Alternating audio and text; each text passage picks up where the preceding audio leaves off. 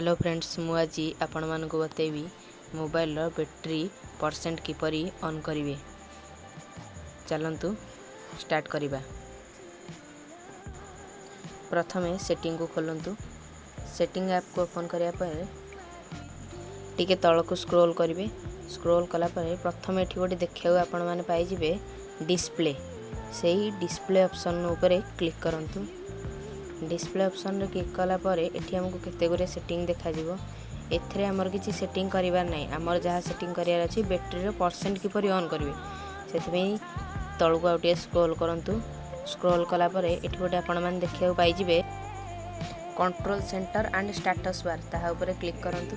Click कला पर एठी आपण गोटे 5 नंबर गोटे ऑप्शन देखा जे बैटरी इंडिकेटर। से बैटरी इंडिकेटर ऊपर क्लिक करंतु।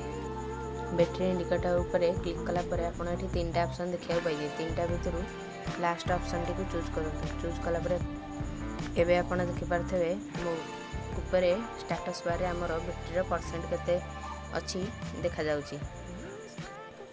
तो आज रो वीडियो शेष हो जाईची। तो एपरी यूजफुल टिप्स देखिया पई चैनल को सब्सक्राइब करंतु एवं बेल आइकन को ऑल प्रेस करी दबांतु। रहुची जय जगन्नाथ। देखाबा गोटे नुवा वीडियो रे।